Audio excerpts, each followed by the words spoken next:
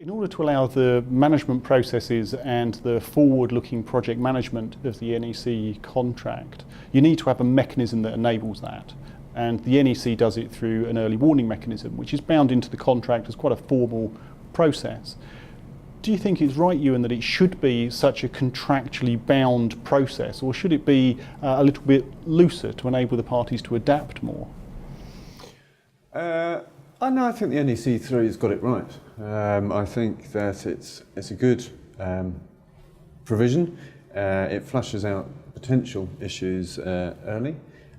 It recommends a sensible course of action that the parties can follow, and that mechanism can also be adaptable according to the scale or complexity of the issues that have been discovered. So I think it's a good thing, and it should be a contractual obligation.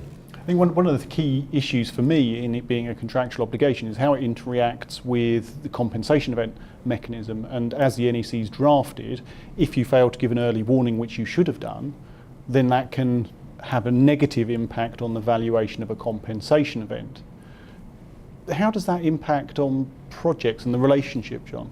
Well, what tends to happen is people either give no early warnings, sometimes because the project manager views them negatively, or because the contractor is just unaware of that provision.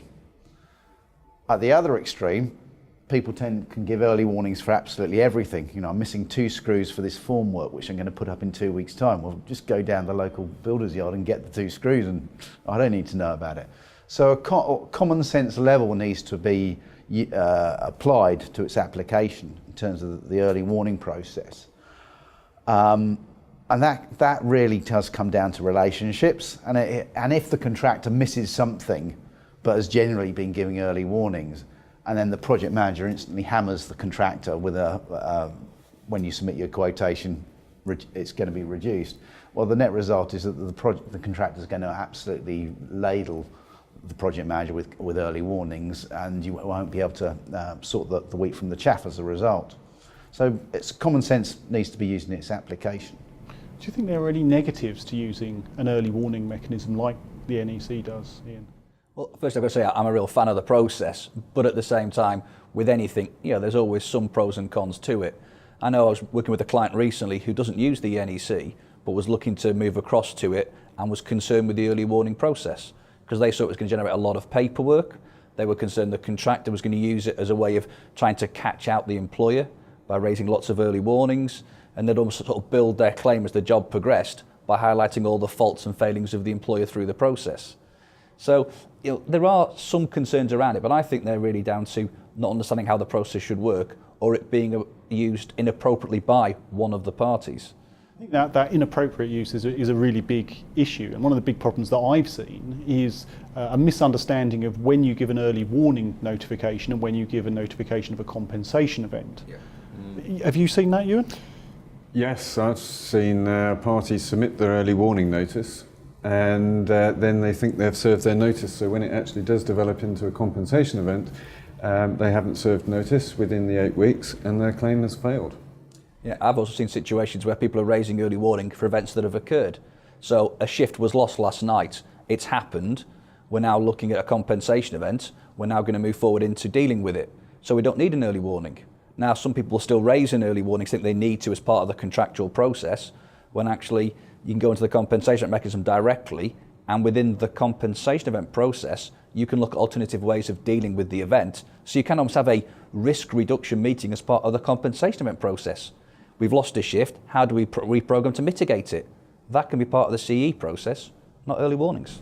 Well, it's interesting because the contract doesn't really give you that option within the framework there of having that risk reduction or management tool in the compensation event process. Is quite distinct from how it works under the early warning mechanism, isn't it?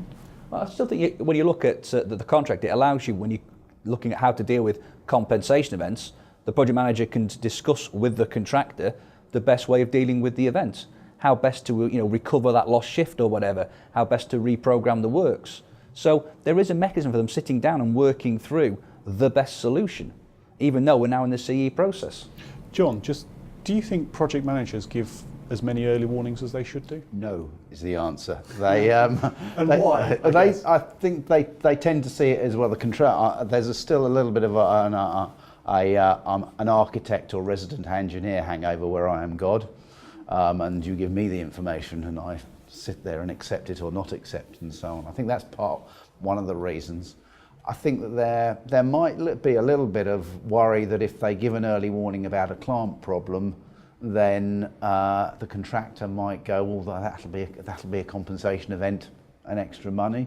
Whereas actually, if you've got a problem and you think it's going to impact on the project, and you've got the right contractor on board, so it's the procurement phase of getting the right contractor on board, then hopefully they're not going to take advantage of it. And actually there's quite a few provisions in the contract to stop them taking advantage of it. Yeah, I think it's an interesting point, the issue about trust though, in terms of how it works. For it to work most effectively, both parties should be sharing all their problems. So the employer's got an issue, share it with the contractor in the hope and the expectation that the contractor won't try and take advantage. They'll try and help mitigate it, and vice versa. Subcontractor problem, not a compensation event, main contractor should flag it to the employer. Very often they won't, because they're concerned again it'll be turned against them at some point later. So for it to really work effectively, there's a high degree of trust needed, and I think we're only partly on that journey. There's a long way to go. Do you think that's realistic, Rob? In terms of whether you'll get to the end of that journey? No. What I was really driving at was, are parties going to raise early warning notices for things that are potentially their responsibility and liability under the contract? But I think that goes back to Ian's point, in order for the process to work to its full potential, you have to. And you've got to find a way of creating the right environment to allow that to happen. So whether you call it a no blame culture or a collaborative culture or whatever tag you want to put against it, if you're going to have an early warning mechanism that works as effectively as it could do, you need to be able to have that openness of discussion and quite a frank discussion. I know one contractor, they say that there are early warnings we get from our subcontractor who technically we should pass on to the employer, but we think we can deal, or the project manager. When we're confident we can deal with them and they don't need to know, we don't pass it on. But if we needed their help to deal with it, we would pass it on. If I can summarise that conversation, I think we would all say that the early warning mechanism in the NEC is only a positive. It's a great opportunity. But it is only an opportunity. In order to get the most out of it, you have to put something in. So there has to be some trust. You have to use the process appropriately. And the more you put in, the more benefit you get back out again. Thank you all very much. Thank you. Thank you.